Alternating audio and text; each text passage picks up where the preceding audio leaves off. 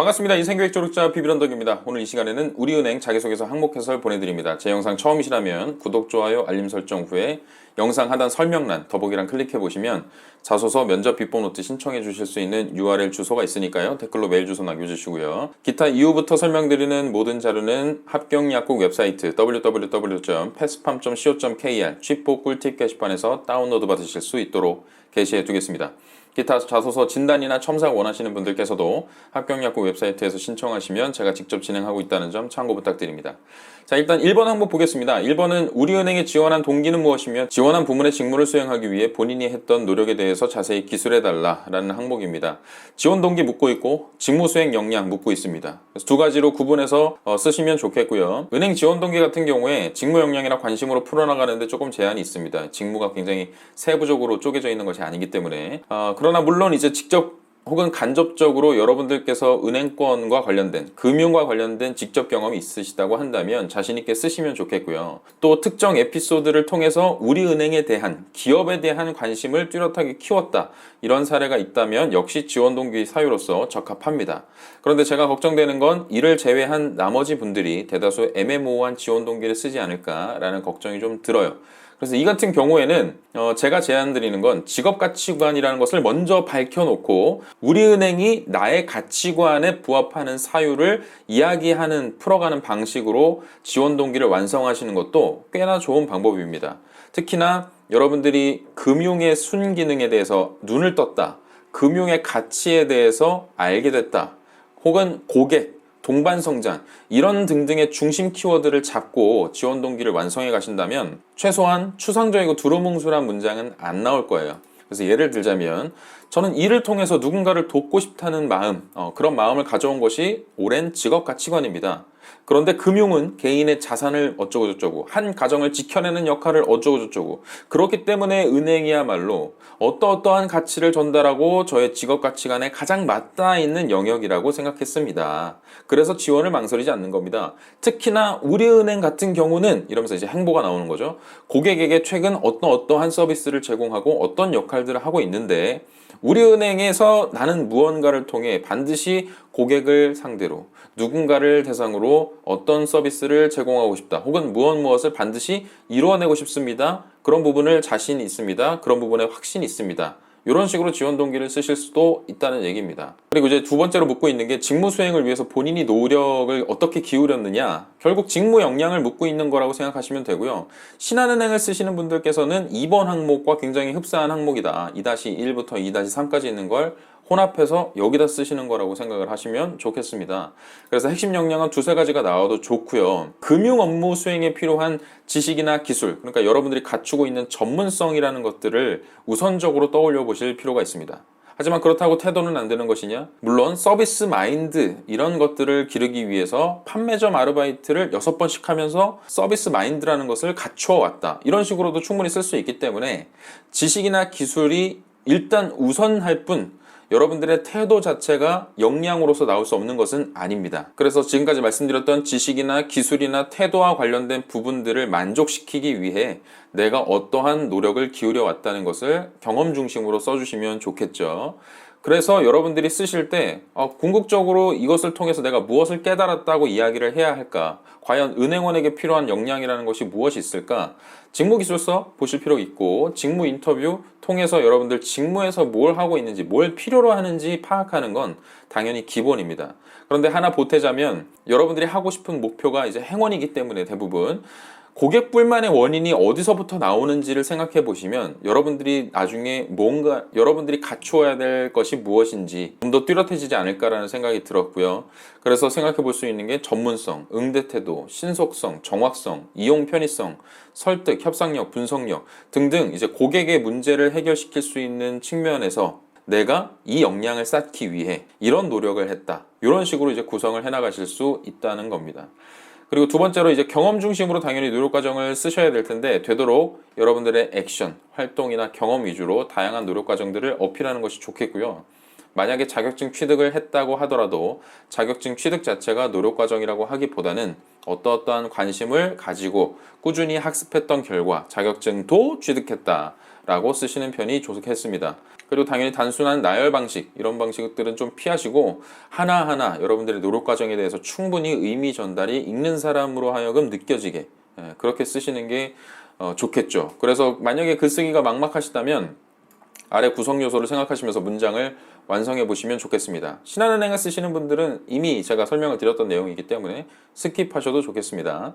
첫 번째로 역량을 갖추기 위해서 투입한 시간이나 방법이 어땠느냐, 그리고 습득한 지식 및 기술을 실전적으로 적용해 본 사례가 있느냐, 역량을 발휘해 본 경험이 있느냐, 역량을 발전시키기 위해 교류하고 있는 지금 현재 진행 중인 네트워크가 있느냐, 혹은 역량의 성과를 증명할 수 있는 뚜렷한 근거가 있느냐, 이런 것들이 있는가? 혹시 다 써놓고 보니까 이런 게 빠졌나? 이런 경험이 있음에도 불구하고 내가 자소서에 지금 녹이지 않았나? 라고 생각이 드신다면 그 부분들을 조금 충족을 시켜주실 필요가 있어요.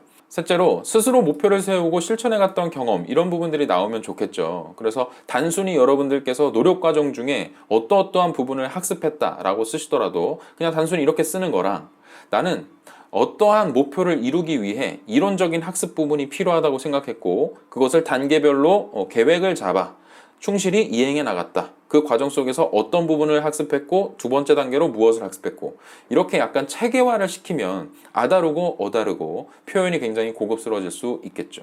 그리고 욕심 같아선 여러분들께서 경험이 있으시다고 하면 나는 이론적인 부분에서의 이론 노력, 현장감을 키우기 위한 이론 노력, 그래서 구분지어서 이론과 현장 경험을 두루 갖췄다, 이런 노력까지 해봤다, 이렇게 쓰시는 것도 굉장히 중요한 포인트입니다. 네 번째로 노력 과정 자체가 돋보이려면 여러분들 성과물을 가져오시면 좋은데 반드시 이것이 뭐 몇 퍼센트의 수치, 뭐 몇 등으로 대변되는 정량적인 것이 굳이 아니어도 좋습니다. 정성적인 평가도 괜찮고요. 내가 자신감을 통해서 어떤 노력 과정의 결실이 무엇이었는가만 잘 보여주신다면 될 것 같아요. 그래서 예를 들면 데이터 기반 기업 신용평가, 자산관리의 과정과 결과를 이해하고 과거 자료를 통해 고객 성향을 분석하여, 이제 핵심이죠, 더 효과적인 자산관리를 이행할 수 있습니다.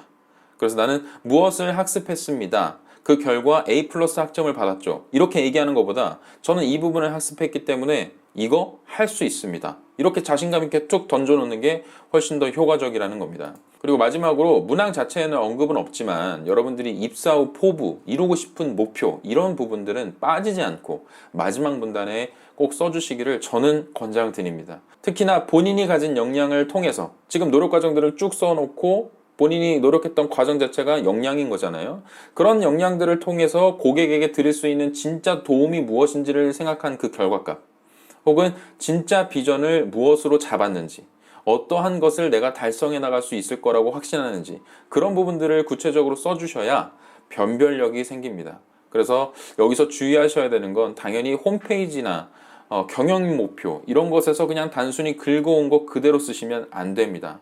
글로벌 금융그룹으로 성장하기 위해, 이런 표현 쓰면 절대 안 된다. 그래서 과감히 그런 것들은 걷어내시고 개인적으로 내가 노력 과정을 통해서 고객에게 진짜 해줄 수 있는 게 뭐야? 고객한테 해주고 싶은 게 뭐야? 그 부분을 써주셔야 된다는 겁니다. 자, 2번 항목 가겠습니다. 자, 2번 항목은 단체 생활이나 팀 활동 시 팀워크를 높이기 위해 활동했던 적이 있다면 무엇을 했고 어려웠던 점은 무엇이었으며 어떤 결과가 나왔는지 자세히 기술해달라는 항목입니다.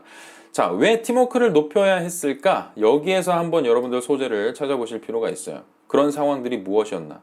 팀원들이 불성실한 태도를 보였다든지, 저조한 참여율을 기록했다든지, 구성원 간의 갈등이 빚어졌다거나, 목표나 비전에 대해서 낮은 이해 수준 때문에 한대의 의견이 모아지지 않았다, 이런 것들. 그래서 이런 어려움을 극복하고 성과를 이끌어냈다, 이런 소재가 있으시다면 자신 있게 써보시면 좋겠고요.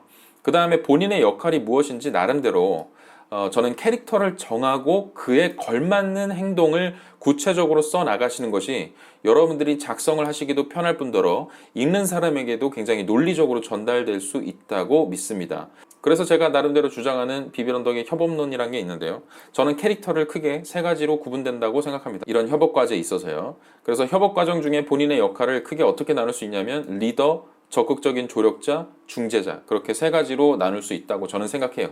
그래서 이 역할에 따라서 발휘되는 역량들, 발휘할 수 있는 구체적인 노력 과정들, 문항에서 묻고 있는 대로 얘기하자면 팀워크를 높이기 위해서 할 수 있는 행동들이 굉장히 구체화되고 조금은 달라질 수 있다. 그래서 여러분들께 아래 내용을 설명을 드립니다. 자, 리더 같은 경우는 공동의 성과와 목표 달성을 위해 비전을 세우고 세부 실천 계획들을 수립할 줄 알아야겠죠. 그것을 위해서 구성원들에게 역할과 책임을 부여할 줄 알아야 되고요. 중간 과정 관리를 통해서 일의 진행을 전체적으로 컨트롤하는 역할을 수행해야만 합니다. 만약에 목표 달성을 위한 방법이 잘못됐다? 그럴 땐 과감히 수정하거나 뒤엎는 행동도 할 줄 알아야 되고요. 구성원들의 사이가 저하되지 않도록 의지를 끊임없이 북돋는 건 역시 리더의 역할입니다. 두 번째로 적극적인 조력자 같은 경우는 리더가 올바른 방향으로 의사결정을 하도록 돕는 일이죠. 그래서 각 구성원들이 서로 신뢰할 수 있도록 든든한 구심점 역할을 해주는 것이 중요합니다. 그래서 분위기 메이커로서 구성원들이 즐겁게 일할 수 있는 환경을 조성해낼 수 있다거나 적극적인 자세로 나의 아이디어를 제시해서 팀이 활력을 띠도록 그렇게 만들어줄 수 있는 것이 적극적인 조력자의 역할이라고 생각해요. 마지막으로 중재자 같은 경우는 소통 담당자로서의 역할을 강하게 한다라고 생각합니다. 그래서 구성원들의 의견을 모으고 독려하기도 하고요. 리더에게는 적극적으로 의견을 전달함으로써 공동의 목표 달성이 보다 올바른 방향성을 띠고 나아가도록 돕는 역할을 하죠. 특히나 구성원 간의 충돌이나 대립이 발생한 경우에 그 누구보다 적극적으로 나서서 양측의 합의를 도와서 팀워크를 단단하게 만드는 역할, 이것을 수행하는 게 중재자의 역할이라고 저는 생각을 합니다. 그래서 이제 문항에서 묻고 있는 건 사례가 나와야 되는 거죠. 팀워크를 높이기 위해서 행동했던 게 과연 뭐냐. 그래서 만약에 상황을 참여도가 낮은 구성원을 참여시켜야만 하는 상황이에요. 그런 상황을 가정해 놓고 여러분들이 할 수 있는 적극적인 참여를 위한 노하우로서 저는 이런 것들을 한번 생각을 해봤습니다. 개인 면담, 상담을 통해서 팀을 겉도는 근본적인 원인이 무엇인지 확인하고 그것을 함께 적극적으로 해결하려는 의지를 보여준다. 두 번째로 팀이 목표를 달성해야 되는 이유와 명분을 충분히 공감을 시키고 명확한 비전을 제시한다. 그래서 너의 역할이 이렇게나 큰 쓰임새가 있을 거야 라는 그런 비전들을 제시를 해주는 거죠.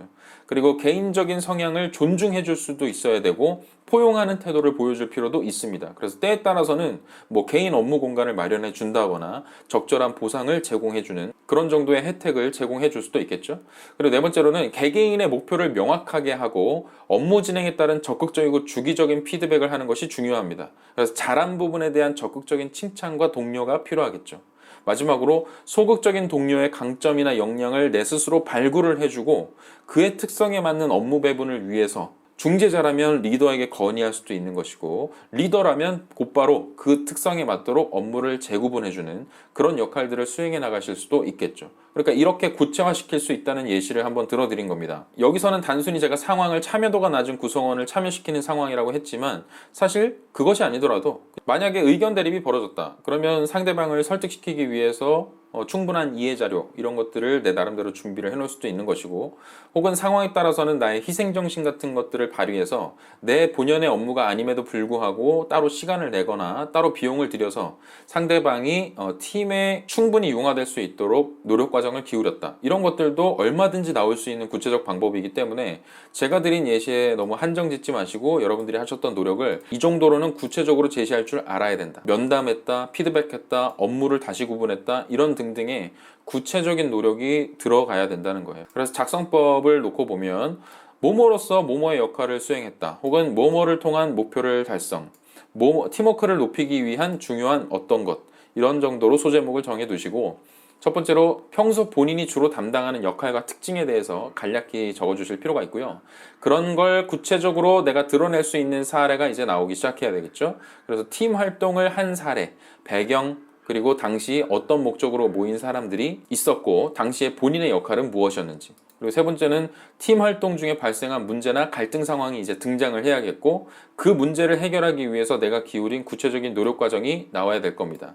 그 과정 속에서 어려웠던 점들이 있었겠죠. 그럼에도 불구하고 내가 어떤 것을 위해서 이렇게나 노력했던 것인지 다시 한번 정리해 주시고 그 결과값은 그냥 간략히만 어떤 성과를 얻게 되었다. 이 정도로만 표현해 주시면 되겠죠.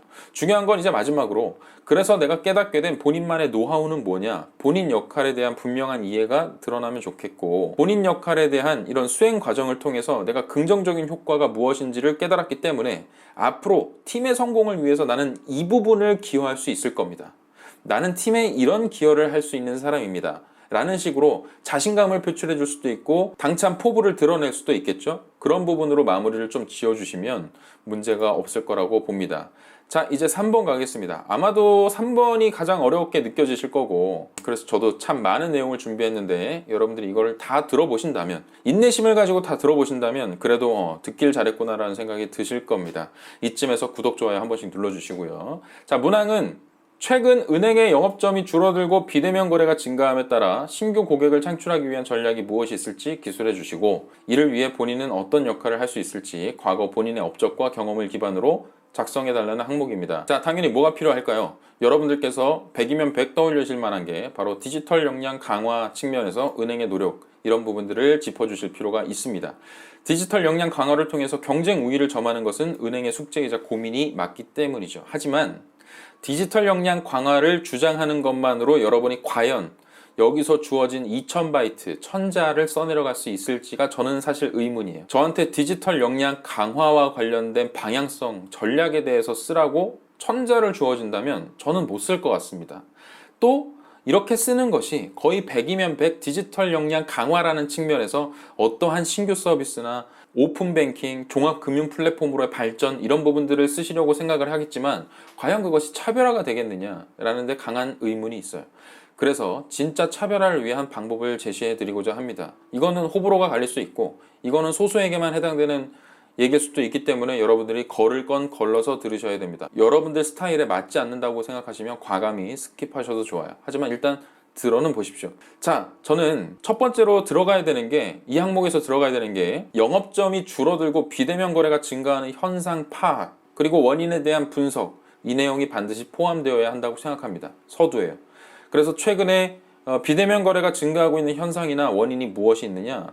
금융권의 디지털 사업 강화, 당연한 얘기죠. 두 번째로 시중은행의 오픈뱅킹의 고도화 시스템을 통해 더 간편하고 더 편리한 종합 서비스를 제공하려는 그런 노력의 일환으로 비대면 거래가 증가하고 있습니다.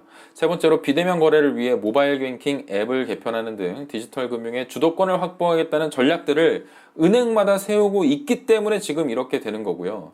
지구촌으로 퍼져나간 이 코로나19 사태로 인해서 최근 국내에서 다시 재확산이 이루어지고 있기 때문에 비대면 거래는 앞으로도 전 금융권에서 강화될 것으로 전망되기 때문에 이거는 대세라고 볼 수 있다. 또 디지털 전환에 대한 투자를 늘리는 반면 당연히 오프라인에 대한 점포는 꾸준히 줄어들 수밖에 없는 상황을 공감할 수도 있고요. 마지막으로 은행 ATM이 지금 하루에 3개꼴로 줄어들고 있고 올 1분기 기준 총 21,247개로 직전 분기보다 195대, 1년 전보다 1,116대가 감소했다고 합니다. 이런 상황들에 대한 기본적인 이해, 이런 부분들을 좀 짚어줄 필요가 있다는 겁니다. 그리고 향후 전망까지요. 그래서 신규 고객 창출에 대해서 고민을 갖는 이유는 지금 해보지 않았던 디지털 역량 강화와 비대면 거래, 기존의 영업 지점을 폐쇄함으로써 신규 고객을 창출하는 문제 상황에 직면했다라고 이제 들어가야 되는 거죠.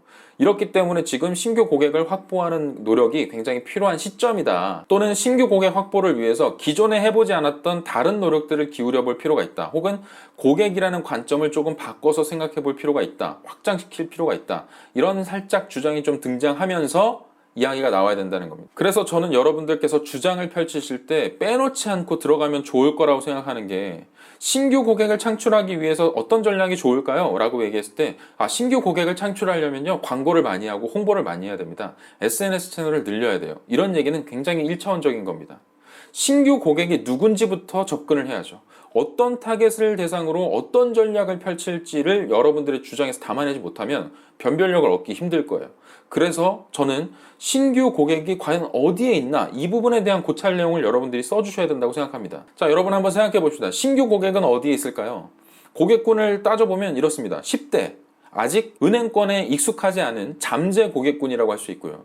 2030 세대, 딱 여러분과 같은 사회 초년생, 대학생, 이런 분들, 그리고 30대부터 50대까지는 경제 생활을 지금 충분히 하고 있는 주력 고객이죠. 하지만 신규 고객이라고 하면 우리은행이 아니라 다른 은행을 이용하고 있는 경쟁사 고객이라고 할 수 있겠죠.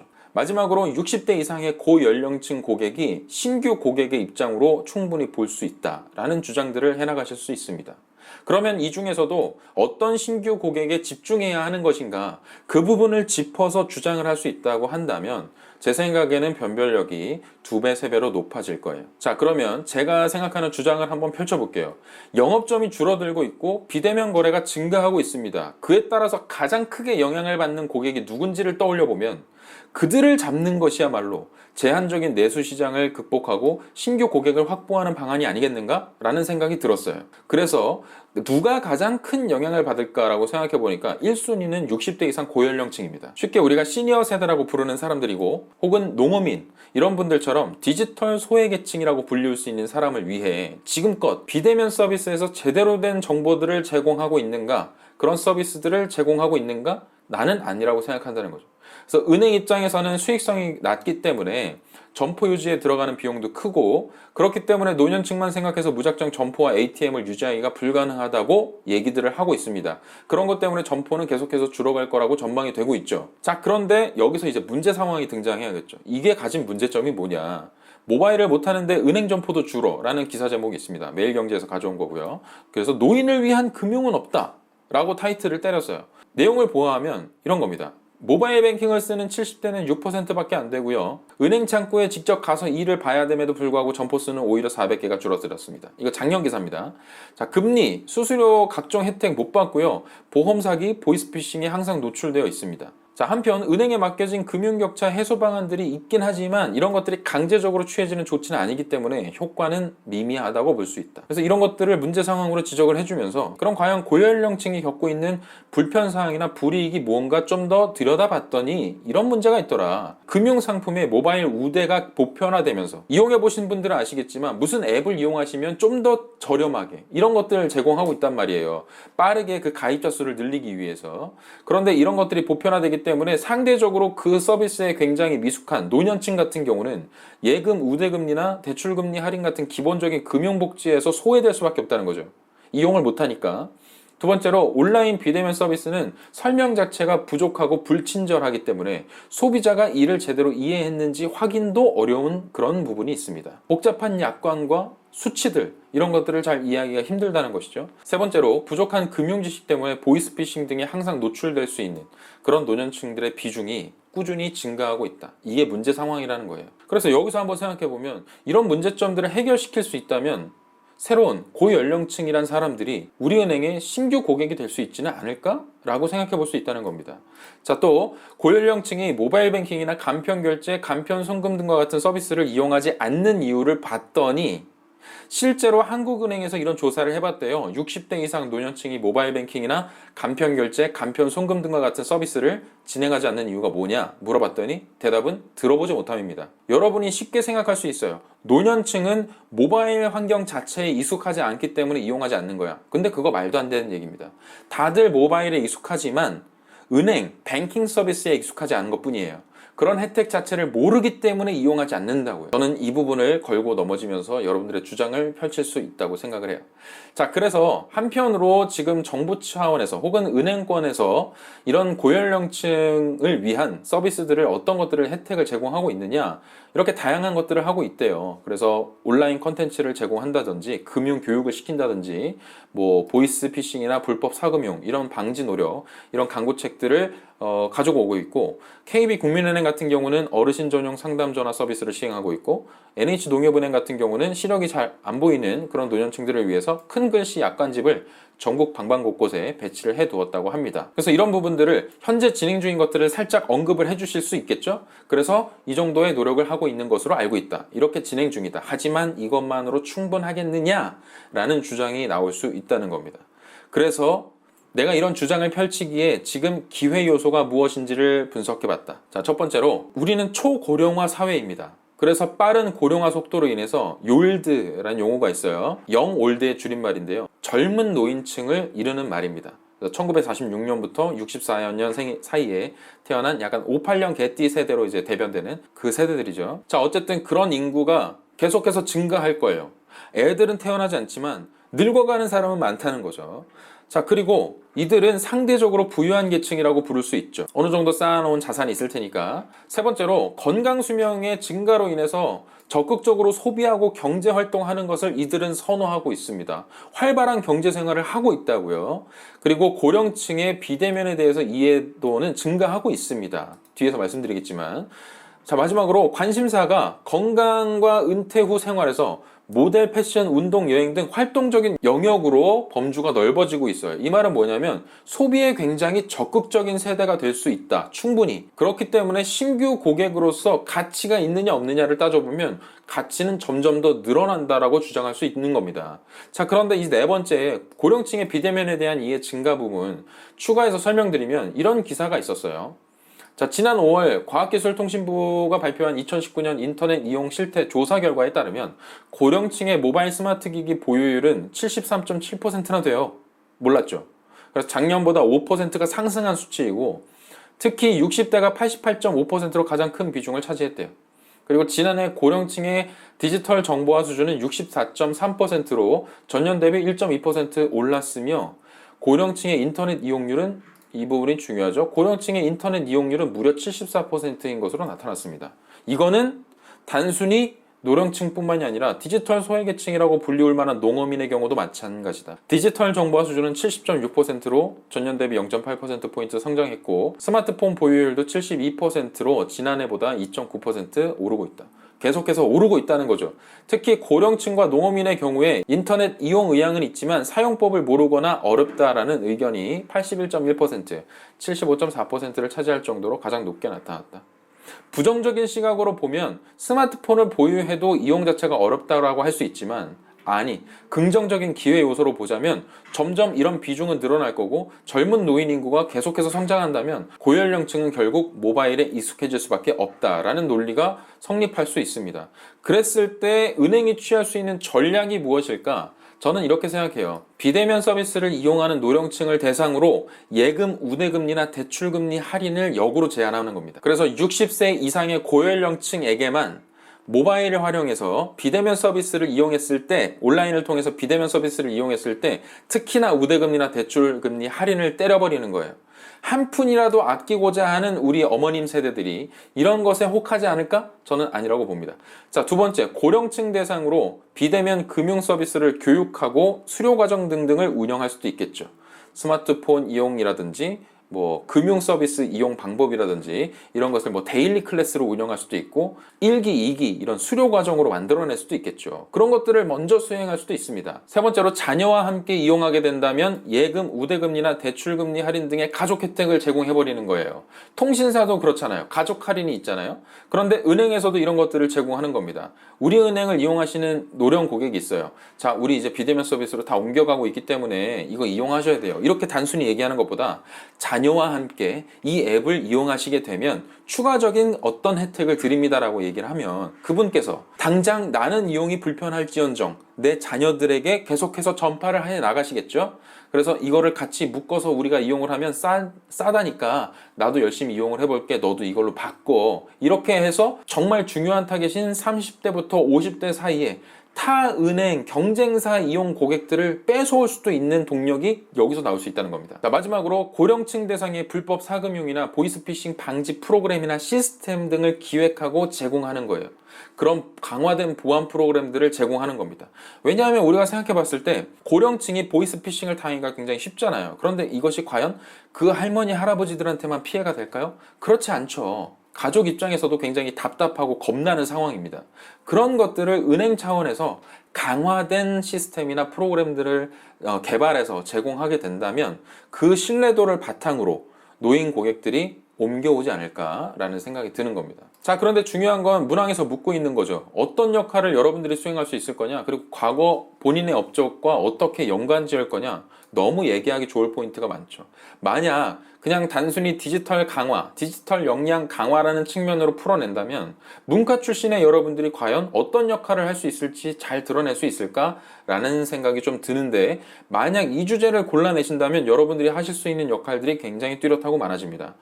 예를 들면 내방 고객을 대상으로 비대면 서비스의 혜택 설명 자료들을 여러분들 나름대로 제작해서 구비해뒀다가 설명을 드릴 수도 있고요. 고령층 대상의 비대면 금융 서비스 교육 내용 컨텐츠 자체를 여러분들이 기획하고 제작할 수도 있을 겁니다. 또 가족 구성원 중에서 고령층이 있는지 여러분들이 창구에서 물어볼 수도 있고 그 결과값을 통해서 새로운 서비스를 이용해 보시라고 권장하고 안내할 수 있겠죠. 예를 들면 가족 할인 혜택이 있습니다. 이거 자녀분한테 꼭 써보라고 얘기해 보세요. 이렇게요. 그리고 이제 고객님께서도 이 앱을 이용하시게 된다면 추가적인 우대금리를 받으실 수 있습니다. 꼭 한번 설치해 보시기 바랍니다. 설치가 어렵다면 제가 직접 도와드리겠습니다. 이런 얘기 할 수 있다는 겁니다. 자, 마지막으로 불법 사금융이나 보이스피싱의 사고 사례집 같은 것들을 제작해서 여러분들이 또 대응 매뉴얼까지 어떨 때는 몇 번으로 전화 주십시오. 이런 문구가 나온다면 전화 주십시오. 이런 것들을 제작해서 배포할 수도 있어요. 간행물이 아니라 그냥 컨텐츠로 문자나 SNS로 만들어서 공유할 수도 있을 겁니다. 그런 노력 과정들을 여러분들이 할 수 있을 거예요. 그러면 여러분들이 이를 증명하기 위해서 내가 과거의 업적이 무엇이었느냐, 업무 매뉴얼 혹은 도식화된 설명 자료 이런 것들을 만들어서 누군가한테 쉽게 전달해 본 경험이 있다. 혹은 홍보 전단을 제작해 보고 마케팅 해본 경험이 있다. 혹은 데이터를 수집해 보고 분석해 본 경험이 있다. 교육 판매 서비스업 종사 경험이 있다.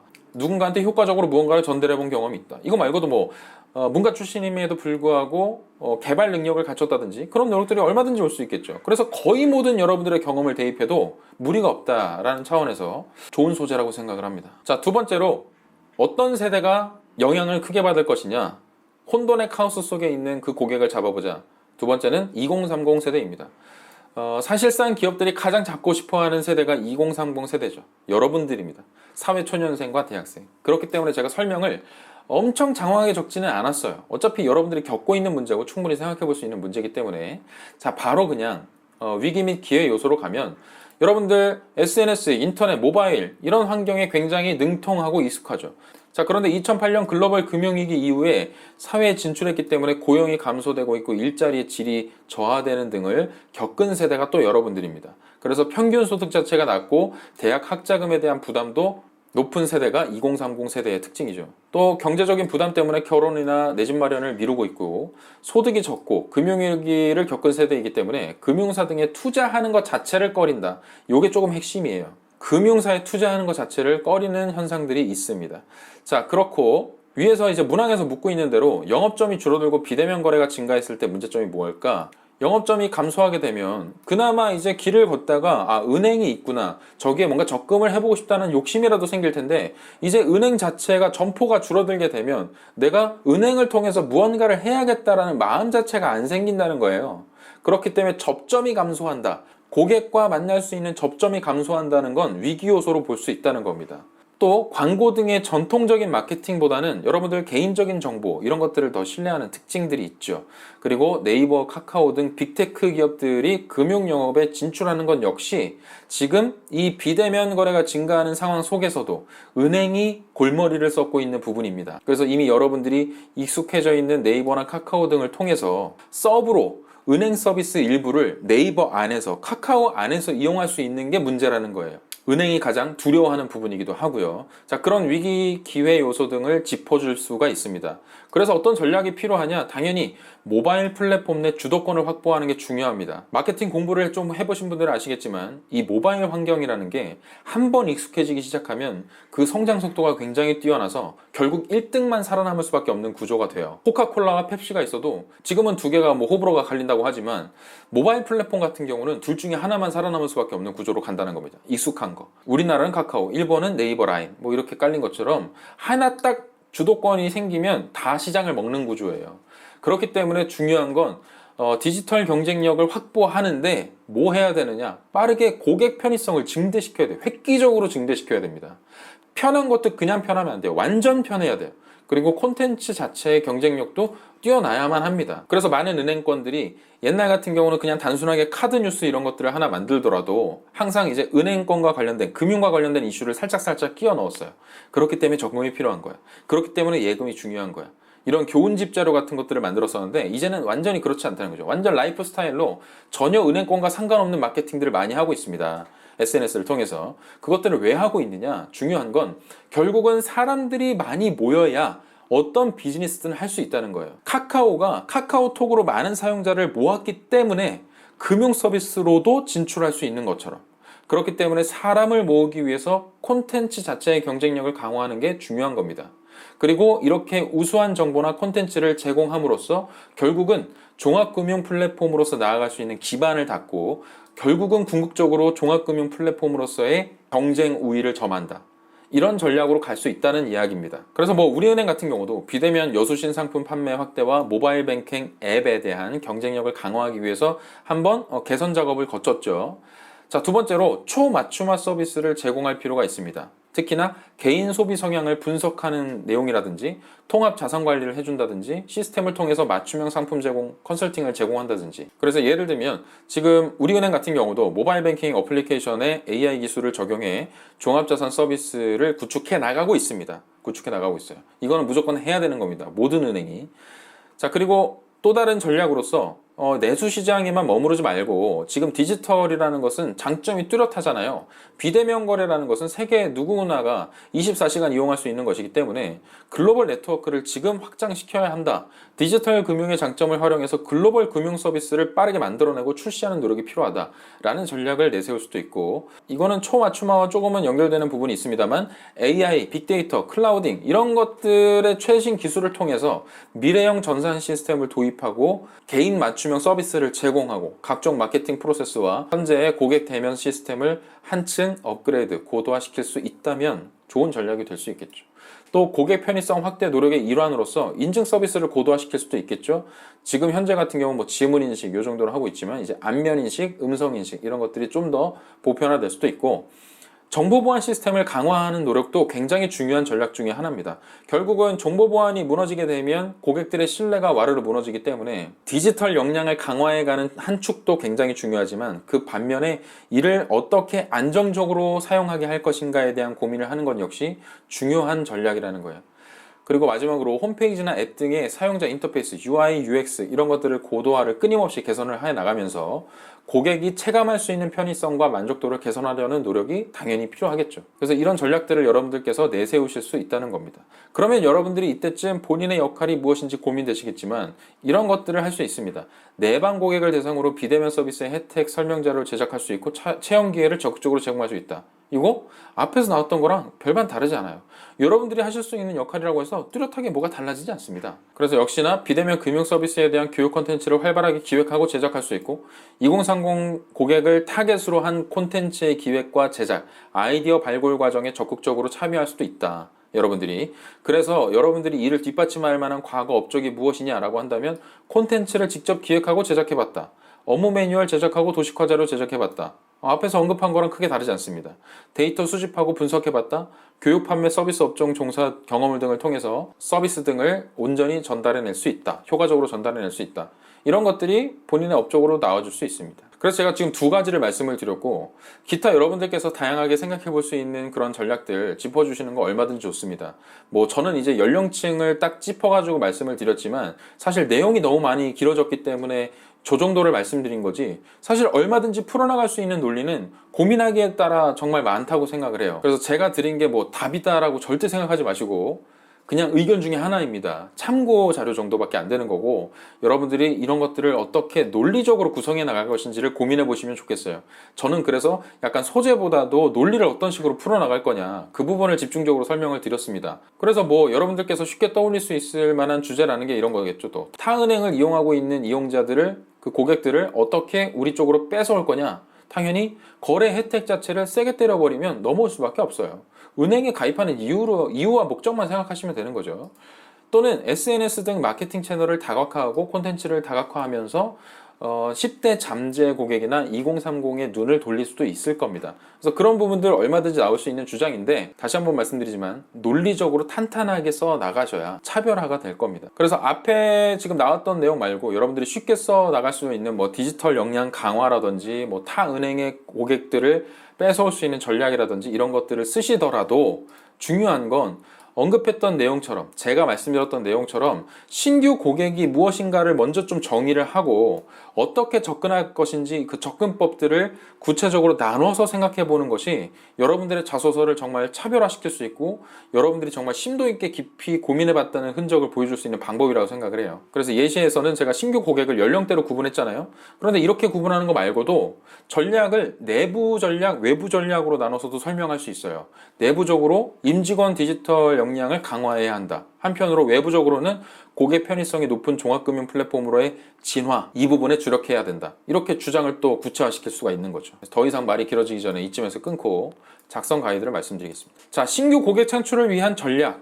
이런 부분이 소제목으로 올라와야겠죠. 그래서 첫 번째로는 현상, 그리고 배경, 이런 것에 대한 공감. 지금 저 영업점이 줄어들고 비대면 거래가 증가하고 있는 현상과 그 배경, 취지에 대해서 공감해주고, 두 번째로 예상되는 문제 상황이 뭐냐, 혹은 반면에 기회 요소는 무엇이 있을 것인지를 내 나름대로 생각해봤다. 이런 것들이 나와주고, 세 번째로는 본인이 생각한 그래서 전략이 뭐야, 이걸 구체적으로 풀어주면서 현재 은행권에서 이루어지고 있는 전략에 대해서 이제 공감도 하지만 물론 잘못된 부분도 있으니까 개선이 필요해 라고 지적해 나가시면서 주장을 완성해 나가실 수 있겠죠.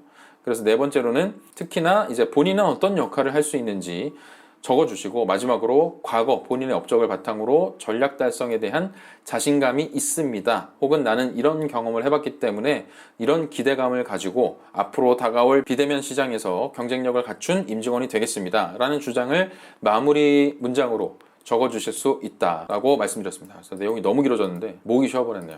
그래서 고생한 저를 위해서 이쯤에서 구독과 좋아요 안 누르셨다면 꼭 한번 눌러주시고요. 3개 항목이기 때문에 여러분들이 한 항목 한 항목에 정말 신경 써서 남들보다 정말 뾰족하게 쓰시고 구체적으로 쓰시고, 지원 동기를 하나 쓰시더라도 얼마나 구체적으로, 얼마나 디테일하게, 얼마나 말이 되게 쓰느냐가 결국 여러분들의 서류 당락을 결정짓는 주요한 변수가 될 겁니다. 그래서 신경 쓰면서 작성하시길 바라겠고요. 제가 드린 가이드를 조금 더 참고를 하셔서 구체적으로 적어 나가신다면 좋은 결과가 있을 거라고 생각합니다. 어쨌든 여러분들 모두 좋은 결과 얻기를 응원하면서 저는 이만 물러가겠습니다. 여러분, 할 수 있다임